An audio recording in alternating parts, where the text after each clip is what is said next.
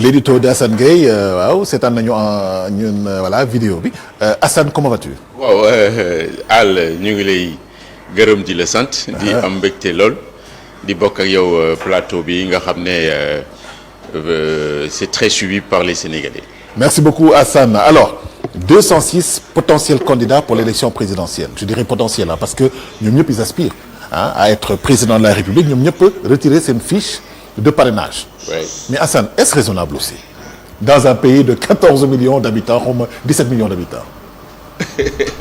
Mais bon, xam nga on est en démocratie. Démocratie, c'est pour organiser un peu la vie publique. Absolument. Mais démocratie depuis ay at yu bari fii ci Sénégal dañ ko jaawale ak loo mën a tuddee quantité. Quantité c'est pas mal mais boo ko tegee ci kanam rek tout le temps dafay suul ce qu'on appelle la qualité. Absolument. Et perte de temps les donne. Voilà. Absolument. Une perte de temps énorme avec tout ça. Démocratie waruñu ko jaawale aussi ak de l'anarchie. dañ ko war a organiser. boo gisee le nombre de partis au Sénégal ay ñetti téeméer et même plus ak tout ça. Reconnu. Voilà reconnu parce que boo newee c'est la constitution qui le dit liberté d'association ku nekk mën nga def sa parti wala sa association c'est la liberté. Les critères de c'est de plus en plus rigoureux. Les critères sont de plus en plus rigoureux. Oh bon est-ce que non je ne crois pas. Tu penses pas? Non il y a un laisser-aller chaque mois il y a un parti politique un nouveau parti nit ku gedd rek wala ku def ay front dans une entité ñëw def son parti ak yu demee noonu wala mouvement c'est la mode léegi 206 man loolu bett ma parce que on a mis la charrue avant les bœufs. J'ai proposé am na sax yeneen experts yu ko wax ni la caution là wala le cautionnement dañ ko war a anticiper def ko en amont de sorte que dina dissuader ñu bari mais loolu boo ko defee aussi dañuy ne yow affaire riche ngay kii parce que système censitaire lañ koy tuddee maanaam mbir mi ku amul xaalis wala koppar ak tout ça doo ci bokk. Donc il faut trouver le juste milieu. Mais de toute façon maa ngi dégg jamono yi ñu ne dañu bëggoon organiser une coupe d'Afrique organiser lii ak lii mais la priorité mooy organiser le pays parce que y a un désordre boo xam ne il est indescriptible. Tu veux dire qu'on n'est pas un pays organisé, le Sénégal? Bon on a les textes organisation bi ci papier yi mi ngi fi les meilleurs textes parce que même la sous-région dañuy ñëw fii di def ce qu'ils appellent benchmarking je sais pas xaw ma noonu lañu ko tuddee ou pas mais Sénégal c'est un pays organisé ci textes yi mais dans les faits baal ma ci mot bi mais on est en voie de bordélisation. Oui ça c'est vrai mais benn mbir rek moo koy kii parce que je parlais de la CANTU léegi nii mais il y a le rapport là des inspecteurs mais embouteillage yi la mendicité la saleté yooyu yëpp ça entre en ligne de compte. Absolument. Vous n'êtes pas prêts. Il faut réparer wala organiser le pays ak tout ça mais de toute façon les Sénégalais ils sont pas dupes xam nañu bu baax kan la ñuy dénk seen réew parce que affaire réew du caaxaan. C'est la cour d'honneur le palais parce que da ngay yore le destin de millions de personnes de compatriotes et puis au-delà de ça da nga war a dem représenter dëkk bi à l'échelle internationale. Échelle internationale da nga war a toog ak ñoom Macron da nga war a toog ak ñoom Xi Jinping le chinois le saoudien Ben Salman. Absolument. Erdogan. Avant c'était Donald Trump léegi c'est Biden ak tout ça mais c'est des gens intraitables. Absolument. Ouais, il faut nga am niveau il faut nga nekk un homme ou une femme de dossier mais pas ñëw di plaisanter ak tout ça on ne plaisante pas avec ça c'est très sérieux. Et surtout une petite note d'humour parce que le président du Sénégal doit pouvoir parler correctement le français ce qui exclut de facto les gens effectivement qui ne maîtrisent pas la langue française. waaw c'est ça ça nag moom c'est un grand débat. Absolument. xam nga Afrique et ça c'est la colonisation. Afrique a la plus grande diversité de langues au monde de tous les continents est-ce que xam nga loolu. Il y en a au moins 2000. Sénégal rek il y a 25 langues dont 22 qui sont codifiées maanaam bind nañ ko ak tout ça dugal nañ ko ci système maanaam reconnu suñu langues yi elles sont absolument riches. Et la plus parlée en Afrique de l'Ouest est le peul effectivement. Oui c'est vrai. Absolument. Oui colonisation moo tax ñuy làkk ay français ak tout ça ba suñu constitution ñu ne c'est la langue officielle.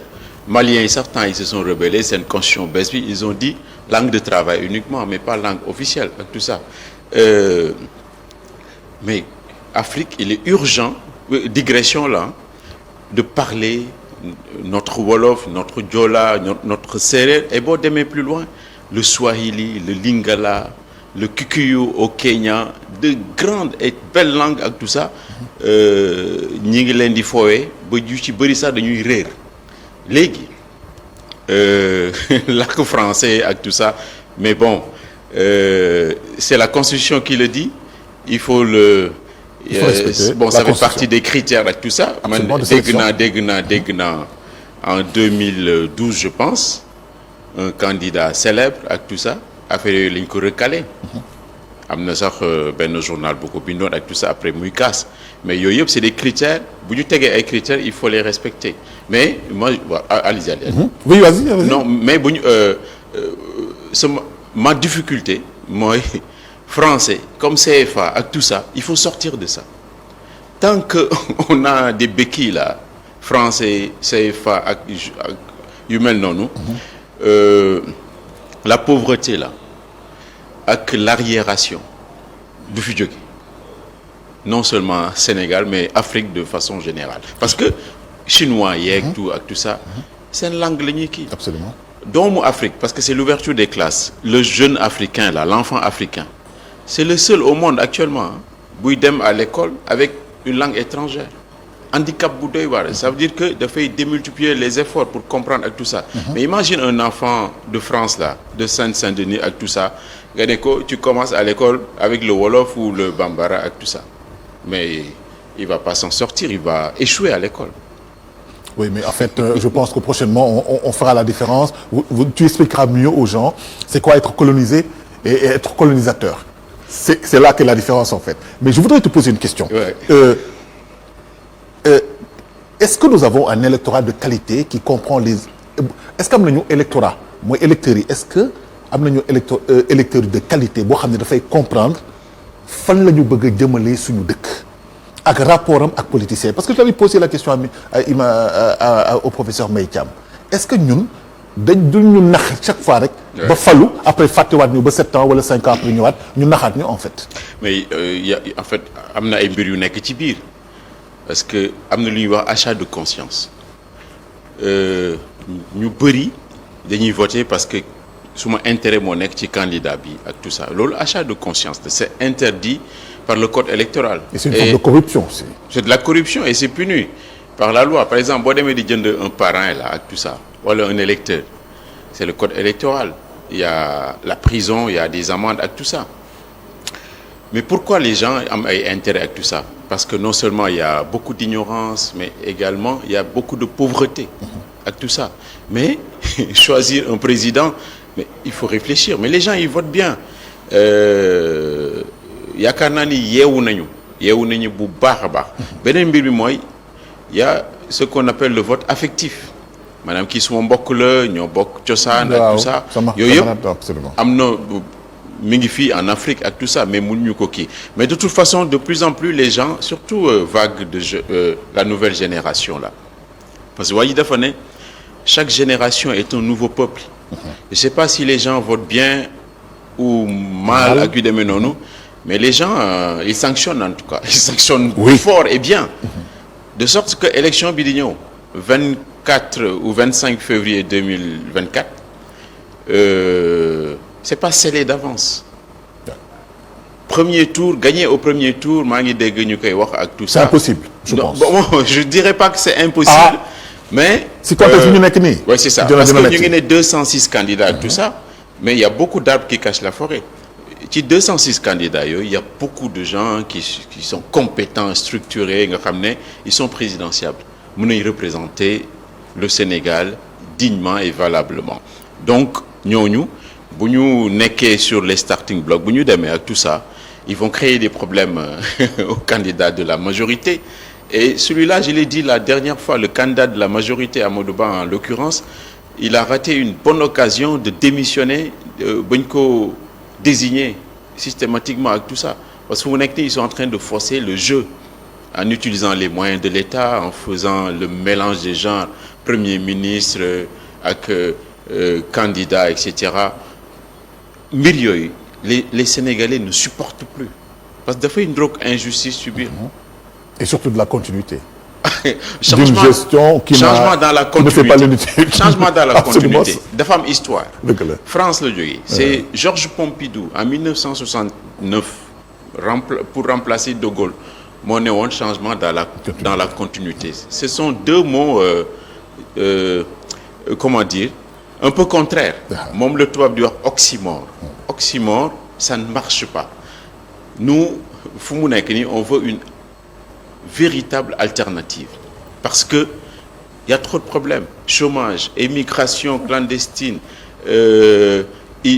analphabétisme beaucoup trop de choses on veut vraiment un véritable changement parce que aussi il y a le pétrole le gaz qui viennent ak tout ça et le Sénégal je vous le dis am na benn dëkk boo xam ne il y a du gaz te dëkk boobu ñoo gën a pauvre ak tout ça ñun dem nañ fa un reportage qui s'appelle Ngadiaga ici dans les Niayes am na gaz dafa lakkoon il y a 2 ans benn teen moo fa la il y a une dizaine de puits forés par des Américains yi ñoo fa nekk ak tout ça en collaboration avec Petrosen on a le gaz depuis une vingtaine d'années ici xaw ma nag les quantités est-ce qu'elles sont énormes ou pas mais fu ñu koy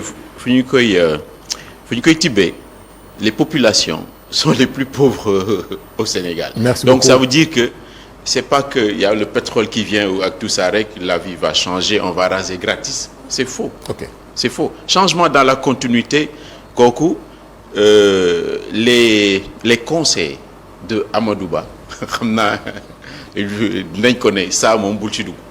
Je sais pas mais ils ont signé je pense qu'il a signé un pacte pour dire que je vais continuer le PSE le truc ak tout ça kooku vraiment c'est de l'eau tiède Sénégalais bëgguñu eau tiède ils veulent un véritable changement et 2024 pour man c'est l'élection présidentielle la plus importante depuis 1960 parce que transformation société bi le pétrole le gaz ak tout ça il faut bien élire un vrai président. Merci beaucoup, c'était l'édito de Assane Gueye. À la semaine prochaine pour un autre sujet, un nouveau thème qui colle à l'actualité et qui intéresse le plus simple des Sénégalais. Merci beaucoup Assane Gueye, c'était un plaisir. Non, man maa ngi remercier parce que les relances étaient pertinentes. Merci vraiment. beaucoup. Merci. Et là, nous parlons religion